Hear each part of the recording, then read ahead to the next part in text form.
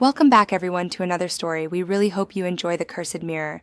This one is a bit different from our usual stories, so we hope you'll stick around until the end. My name is Cameron, and up until a few weeks ago, I was a completely ordinary 24-year-old guy living in the outer suburbs of Boston. I had graduated college with a history degree about a year and a half ago, and like most people with a history degree, I quickly discovered that nobody actually wants to hire someone with a history degree. I had spent nearly 6 months sending out applications to museums, libraries, archives, anywhere I thought might take me, and every single one had either ghosted me or sent back a polite rejection. Eventually, I gave up on finding something in my field and took the first job that would have me, which turned out to be a night security position at the Ashford Museum of Antiquities, a small privately owned museum tucked away on a quiet street about 20 minutes from my apartment. The pay wasn't great and the hours were awful, but the museum itself was actually kind of cool. It had a really weird collection of stuff that the founder had spent his whole life gathering from all over Europe. Old paintings, suits of armor, ancient jewelry, a few small statues, and a bunch of random artifacts that nobody really knew. The full history of my job was pretty simple. I would arrive at 10 p.m., do a quick walk around with the day guard as he handed things over, then spend the next 8 hours sitting at a desk near the front entrance, watching the security monitors, and doing an hourly patrol of the whole building. I usually brought a book with me, and honestly, most nights nothing ever happened at all. So I got a lot of reading, done my first 2 months on the job, passed without a single incident. I got to know the layout of the museum really well. I knew which floorboards creaked, which display cases had loose glass, and which corners the cameras couldn't quite see. It was actually pretty peaceful in a strange way. I liked being alone in that building at night, surrounded by all this old stuff that had once belonged to people who had lived and died centuries ago. Sometimes I would stop in front of a portrait during my patrol and just look at the face of whoever it depicted and try to imagine what their life had been like. It was a weird little hobby, but it made the nights go faster. The incident happened on a Tuesday in early October, I remember, because it was pouring rain outside, and I had gotten completely soaked, just running from my car to the front entrance. I clocked in, dried myself off with some paper towels from the bathroom, and started my usual first patrol of the night. Everything was normal on the ground floor, everything was normal on the second floor, and then I got to the third floor, which was where they kept the older and more valuable pieces. The third floor had recently gotten a new addition, a large ornate hand mirror that had been donated by the estate of some wealthy old woman who had passed away a few months earlier. Apparently she had been a collector herself and had specifically requested in her will that the mirror be given to the Ashford Museum. I had heard the day staff talking about it a few times. They said it was supposedly from the 1800s and had once belonged to a French noblewoman named Amélie Rousseau, who was rumored to have been executed for practicing witchcraft. Nobody at the museum really believed the witchcraft part, obviously, but they thought the story added a nice bit of mystique to the piece. I had walked past the mirror plenty of times before, but that night, for whatever reason, I stopped and actually looked at it. It was sitting in a glass display case at eye level, and it was genuinely beautiful.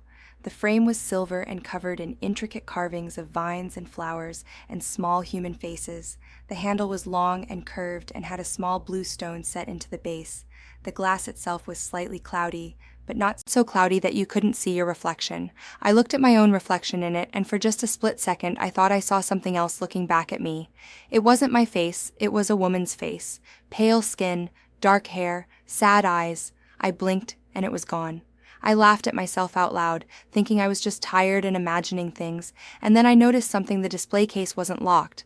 I don't know how it had happened. Maybe the day guard had forgotten. Maybe someone from the cleaning crew had bumped it. But the small padlock on the side of the case was hanging open. I sighed and pulled out my radio to report it, but the radio just gave me static. I tried again and got the same thing. I figured the storm was messing with the signal, so I decided I would just close the padlock myself and mention it to the day guard in the morning. I opened the case, reached in, and grabbed the padlock, and that's when it happened. The second my hand brushed against the handle of the mirror, I felt a jolt run up my arm like a small electric shock.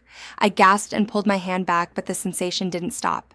It spread through my whole body, a tingling warmth that started in my chest and radiated outward. What the hell, I said out loud to nobody. I stumbled backward and grabbed onto the wall for support.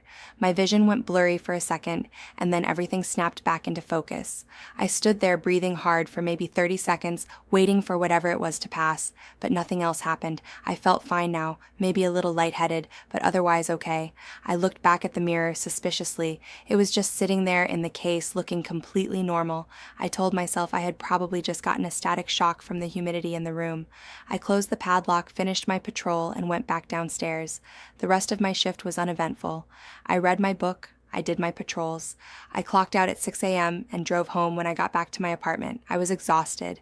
I usually made myself breakfast before going to sleep, but that morning I just wanted to lie down. I kicked off my shoes and collapsed into bed. I slept for almost 12 hours. When I finally woke up, it was already dark outside again. I checked my phone and saw that I had about 2 hours before I needed to leave for my next shift. I sat up, rubbed my eyes, and started to get out of bed, and immediately I noticed something felt off my chest, felt tight, like I was wearing a shirt that was too small. I looked down and my heart nearly stopped. There was a small but noticeable swelling under my t-shirt on both sides of my chest.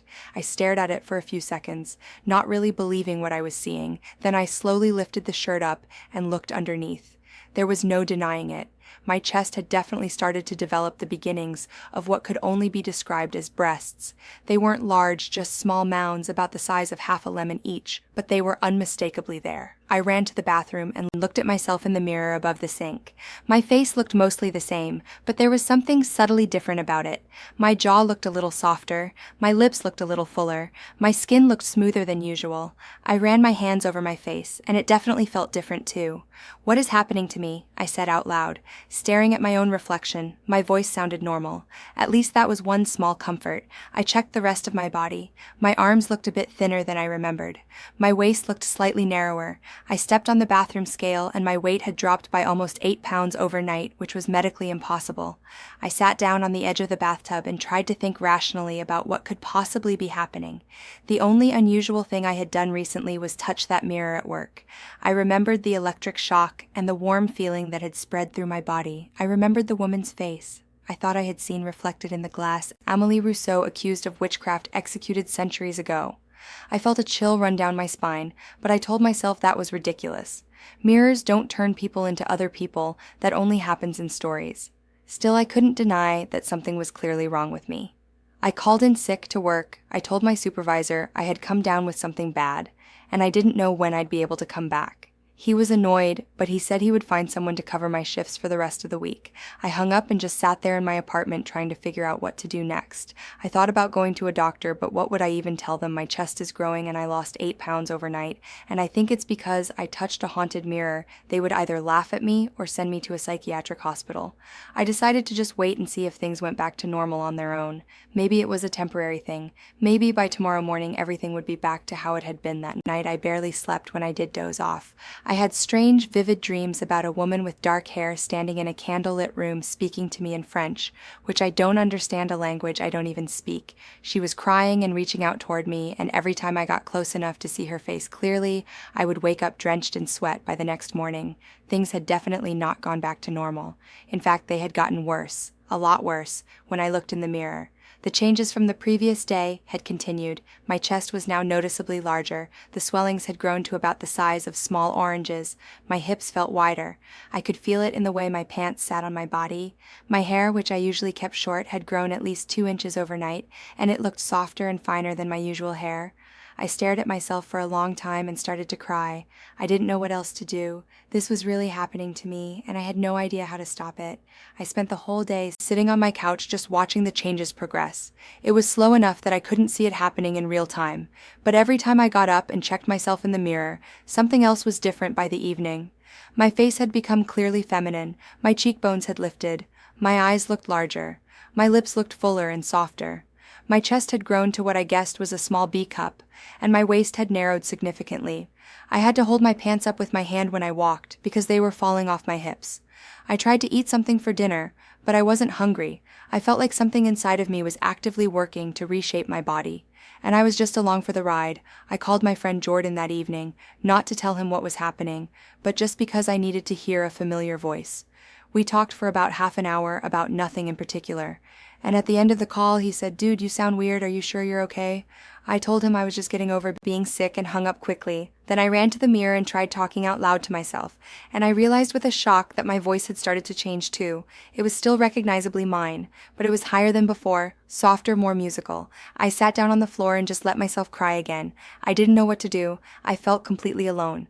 The third day was when I made the decision that changed everything. I woke up that morning and I could no longer recognize myself in the mirror. The person looking back at me was a young woman, probably in her early 20s, with long dark hair, a delicate face, and a slim, curvy figure. My body had continued to shrink. I had probably lost another 4 or 5 inches of height overnight, and I was now maybe 5'4". My chest had settled into what looked like a full C cup. My hips flared out into a curve I had never had before as a guy. The only clothes I still owned that fit me were a couple of old t-shirts, and even those hung off my shoulders like nightgowns. I stood in front of the mirror for a long time just looking at this stranger who was somehow me, and I made a decision I was going to go back to the museum. I needed to see the mirror again. I needed to know if this had anything to do with it, and if it did, I needed to find out if it could be reversed. I got dressed as best I could, putting on my baggiest jeans, which I had to hold up with a belt cinched to the tightest hole I could make. I threw on a hoodie, pulled the hood up, and covered as much of my new face as I could. I looked completely ridiculous, but I didn't care. I got in my car and drove to the museum. It was still daytime, so the museum was open to the public. I paid the entrance fee at the front desk, keeping my head down and my voice quiet. When I told the receptionist which floor I wanted, she didn't seem to recognize me at all, which made sense because I didn't look anything like myself anymore. I made my way up to the 3rd floor and walked to the display case where the mirror was kept. It was still there, sitting exactly where it had been 3 nights ago. I stood in front of the case and looked at the mirror, and this time I saw something I hadn't noticed before. Behind the mirror's cloudy glass, I could see a face, and it wasn't mine. It was the same face from my dreams, the same face I had glimpsed for a split second 3 nights ago, a woman with dark hair and sad eyes. She was looking directly at me, and her lips were moving as if she were trying to tell me something. I looked around the room. The other visitors couldn't see her. Only I could. I leaned closer to the case and whispered, "Who are you?" The woman in the mirror pointed to herself and mouthed a single word. "Amelie." Then she pointed at me and mouthed another word. Soon I understood what was happening. Then it wasn't just that touching the mirror had triggered a random transformation. It was that touching the mirror had begun the process of turning me into her Amélie Rousseau, the French noblewoman who had been executed for witchcraft centuries ago. Somehow her spirit or consciousness or whatever you wanted to call it had been trapped inside this mirror all these years, and now it was slowly transferring itself into my body. I don't know how long I stood there in front of the display case, but eventually a security guard came over and asked if I was okay. I nodded quickly and hurried out of the museum. I got in my car and just sat there in the parking lot trying to process what I had learned. Part of me wanted to be angry, to feel violated, to want to destroy the mirror and try to undo everything. But a strange other part of me felt something completely different. Something almost like relief. Like I had finally understood the story I was in. The drive home was a blur.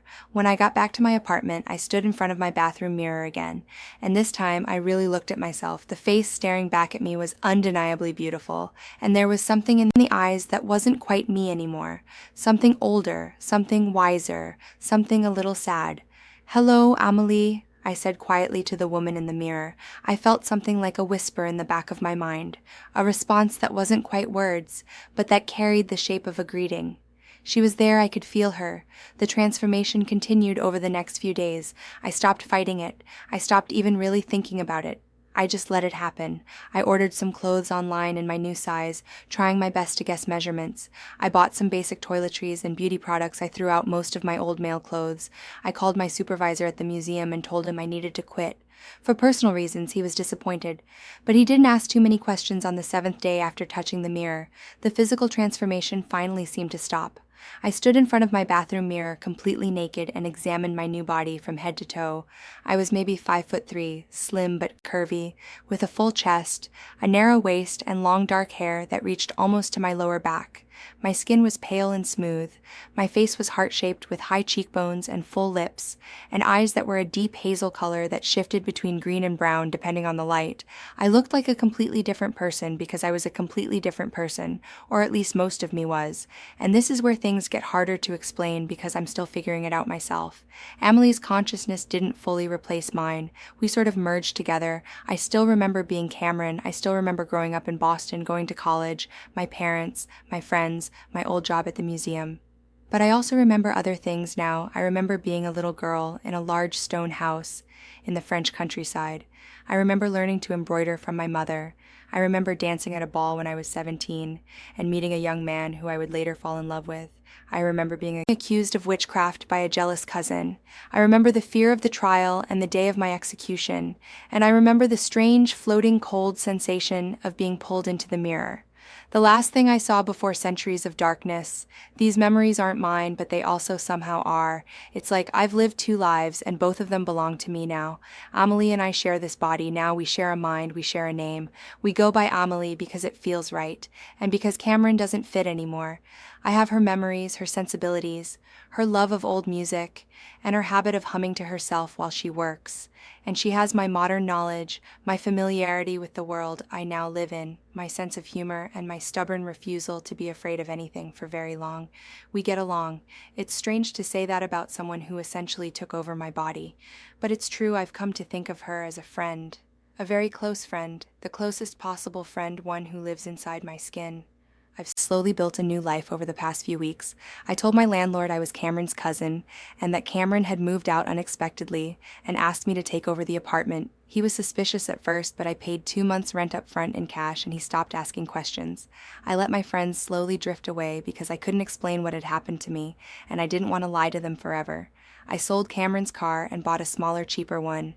I got a new phone with a new number. I even legally changed my name. It turns out there are ways to do that. If you have enough money and patience, I go by Amelie Ross.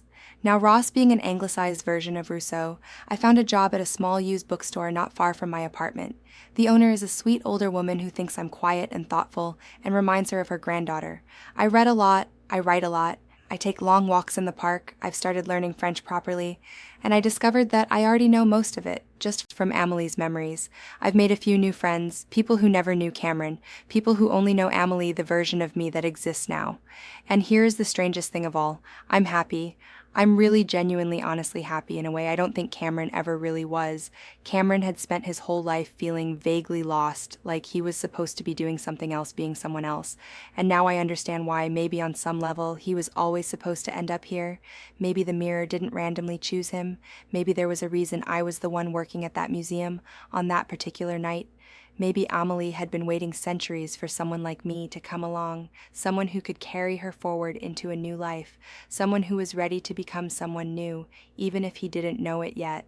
I still visit the museum sometimes, as a visitor. Of course, the mirror is still there in its display case, still sitting behind its cloudy glass, but when I look into it now, I don't see anyone else, I only see myself. Amelie is here with me now inside me, and the mirror is just an empty piece of silver and glass.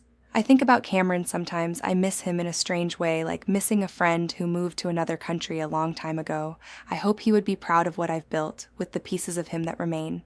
And I think he would be. I think if he could see me now, he would understand why I stopped trying to change back, why I stopped fighting it, why I chose in the end to just be Amelie and let Cameron rest. My life isn't perfect. I have to be careful about certain things. I have documents I've had to obtain in ways that weren't strictly legal. I sometimes worry that someone from my old life will recognize me somehow and start asking questions. I have moments late at night where I feel the weight of 2 lifetimes pressing down on me, and I wonder how I'm supposed to carry all of this, but most days I feel light, I feel free, I feel like myself for the first time. And honestly, that's worth more than anything I ever had before. If you're wondering whether I would go back if I could, the answer is no, I wouldn't. I don't think I ever would. I've thought about it a lot, and every time I imagine returning to Cameron's life, to his body, his job, his apartment, his hobbies, I feel this hollow ache in my chest, like I'm imagining losing something precious. This is who I am now. This is who I was always meant to be. It just took a haunted mirror and a centuries-old French witch to help me figure it out anyway. That's my story. I know it sounds crazy, and I wouldn't blame you for not believing any of it. If I hadn't lived through it myself, I wouldn't believe it either.